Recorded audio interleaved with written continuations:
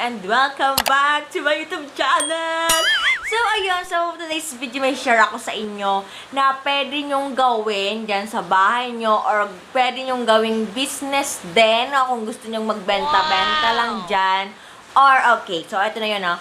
Etong bagay na ito share ko sa inyo kasi lalo na kung marami kayong mga damit dyan or hindi talaga ginagamit, tapos hindi talaga siya magamit sa mga luma ng damit, pwede natin siyang gamitin or i-recycle like na magagamit nyo pa. Katulad dito na ibabangkita ko sa inyo kung ano yung mga kailangan natin.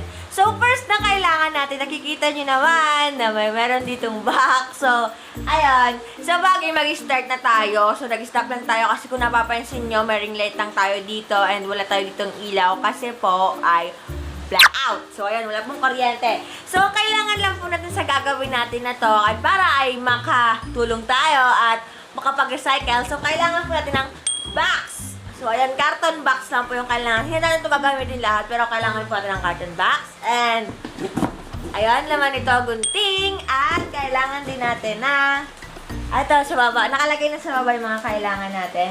So, kung makikita nyo, marami na akong ginagawang basahan dito. So, ayun, kailangan natin ng mga damit-damit na hindi na kailangan. So, gugupit-gupitin natin to.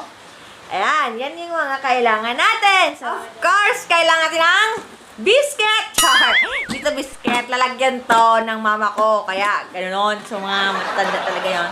So, ang laman nito ay, ito. So, magtatahi kasi tayo. So, ayun, tatahiin natin. Tsaka, kailangan natin ito. So, let's go! Let's get started! Anis, mag-start na tayo. Ulit ako na sa mag-start na tayo. So, may ipakita muna ako sa inyo na hindi ko pa natapos. Simula nang ano tayo kasi New Year, nag-Pasko, hindi ko na siya matapos-tapos. Gumagawa ako nito. Gamit itong sako na to. So, tatapusin ko to dahil nga sobra-sobra rin. At saka ang kapal-kapal niya na, ang ganda niya na, sa kanyang yakapin. So, ayun. Pero yung gagawin ko nga, yung paano gumawa ng pot holder or DIY. Do it yourself lang. So, wala tayong ginagamit na pang makina or pang gaya-gaya. Just do. Eto na yung gagamitin natin. So, na!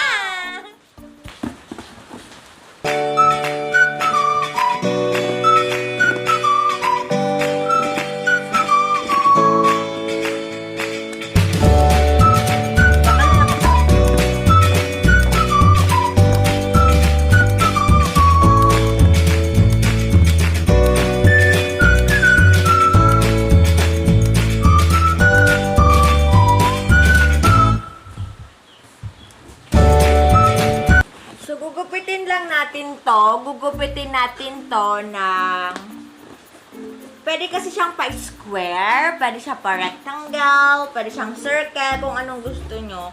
Pero mas na-achieve ko. So, may nagawa na talaga ako dati pa. So, pakita ko sa inyo yung picture dito or dito. Basta lagay ko lang dyan. So, may mga nagawa na ako. And ang ginawa ko lang nun ay rectangle. Siyempre, rectangle na rin yung gawin ninyo. And then, siguro mas malaki itong gagawin. Kasi, noon, maliit lang siya. Pero ito parang mas malaki itong gagawin natin ngayon. So, siyempre, para marami kayong magawa dyan sa bahay nyo at hindi kayo mabore. Katulad ko, mabilis mabore. Kaya dapat may mga ginagawa lagi. Dito naman sa bahay, hindi ka naman mabobore kasi maraming gawain bahay. So, ganun. So, ayun, may sobra pa nitong box. So, sa'yo na lang, Char. So, may sobra pa nito. So, itong box na to. Eh, kapag nasira na to, kasi ito ang gagawin. Para siyang hulmahan lang para makagawa tayo ng magandang pot holder. So, ayan. Kung nakapansin nyo ngayon na ako nakita naka-eyeglasses kasi masakit yung ulo ko. Pero sa mga vlog ko talaga, mga previous vlog ko, wala talaga akong ginagamit na eyeglasses. Kasi nga, ayoko kasi nakikita sa eyeglasses yung katulad dito, yung mga ginagawa mo. Hindi maganda, diba? Kaya naka-side lang yung ring light natin. Share ko lang yon sa inyo. So, ayun, meron na tayong hulmahan. Hulmahan. So, okay. Yung gagawin naman po natin ito, itataas ko lang kayo, no? Ng konti. Yan. Ang gagawin naman po natin ito ay gugupitin natin dito na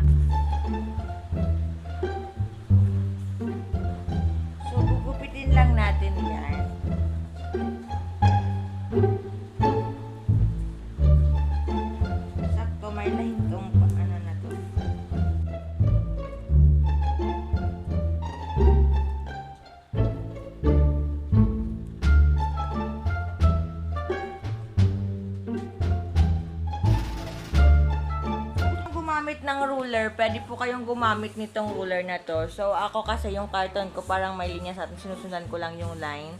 So, gugupitin nyo lang siya dito sa dulo lang.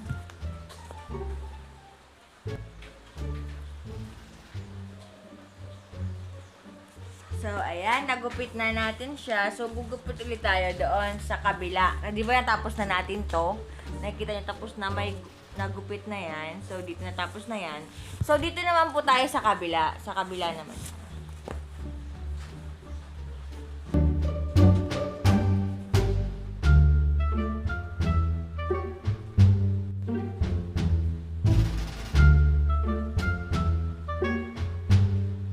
Ayun po, nagupit ko na po yon sa side, dito sa baba, nagupit ko na rin po yan. So, nakikita nyo po, nagupit ko na po yan. So, ayan. So, dito rin po, nagupit ko na yan. Kasi nga, ito po yung gagawin nating hulmahan. Kasi wala naman po tayong, yung parang sa katulad sa iba na gumagawa na talaga ng mga pot holder na may mga hulmahan. Pero tayo, karton lang po. So, karton lang po yung gagamitin natin para makagawa tayo ng gagawin natin. Arat! Next nga, damit yung kailangan natin. So, magugupit tayo ng damit. So, nakikita nyo to? Gugupitin natin to.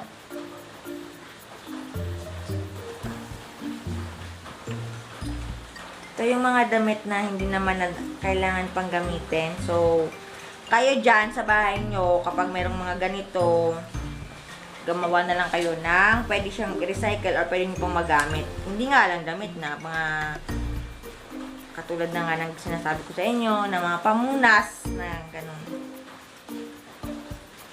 So, hanis, nagupit ko na siya ng ganito. So, manipis na siya kasi ito yung isa niya. So, ginupit ko lang po siya. So, ang gagawin na po natin ito, gugupitin natin silang pahaba. Mga ganito. Pahaba po.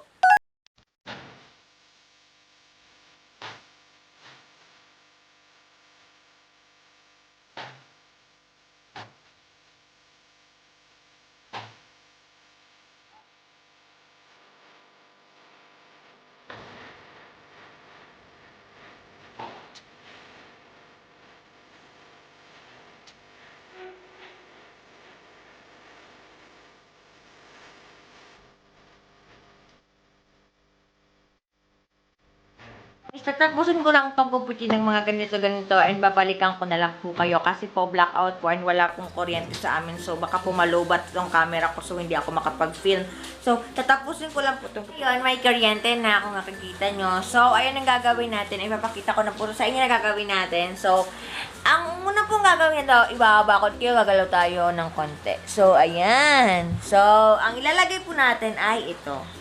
So, ilalagay natin siya dito kasi ito nga yung hulma. Ilalagay natin siya dito. Dulo at sa dulo din.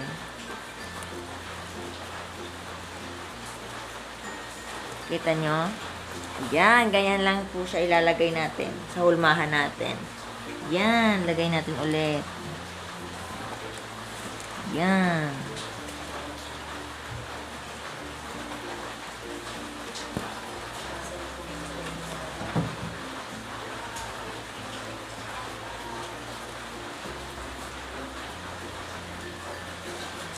Dulo sa dulo.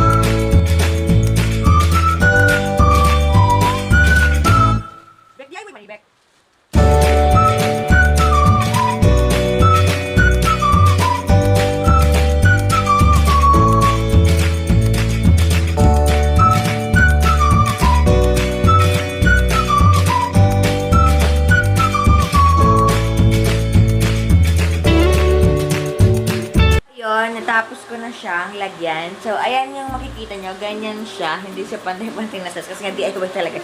So, ayan. So, na gagawin natin. Napakita ko na ulit sa inyo. Tara.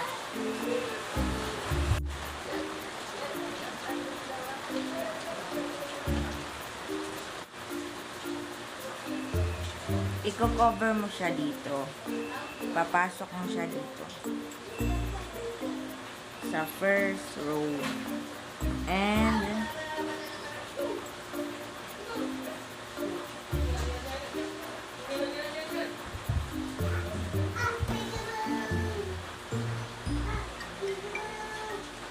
tayin mo siya.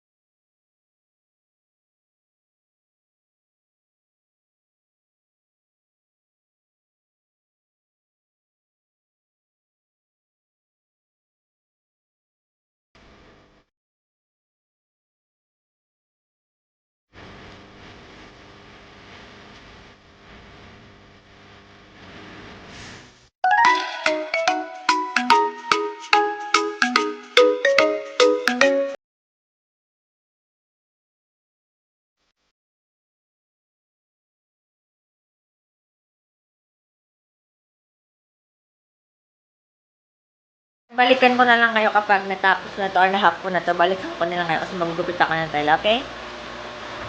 Many minutes later. Alis na half ko na po siya. So, ayan na po yung tsura niya. So, tatapusin ko na po tanga sa mataas. Pero pakita ko sa inyo kung paano natin tatapusin, okay? So, mamaya po ulit. So, i-share ko sa inyo. Ang laki niya pala. Hindi ko tumasabi na parang bat holder. Kasi parang bat-mat po yung nagawa natin. Kasi ang laki pa ng karton na nagupit ko. So, ayan po. Sinakita niyo po. Parang nasa dito, Bobby. So, mamaya po. Ayun, total patapos na tayo. So, patapos na. So, pakita ko na sa inyo kung paano natin ito i-close, isasarado. So, mamaya po, balikan ko po kayo kapag nandito tayo sa dulo, okay? At sasara natin to. Para i-ribbon. Okay, mamaya ulit. Wow!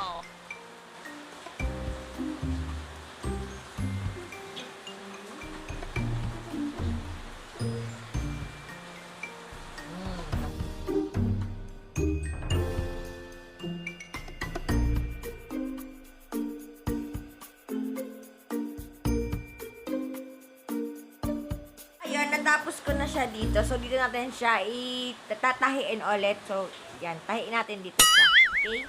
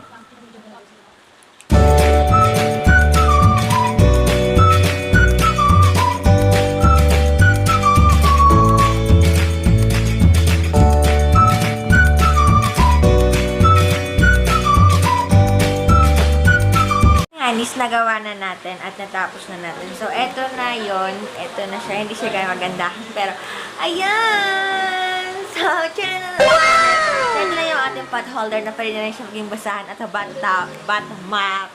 So, ayun. Ganun lang po yung paggagawa. Ganun din po yung way talaga yung paraan para makagawa rin po kayo ng pot holder na maliliit pa. Tapos mga habilog.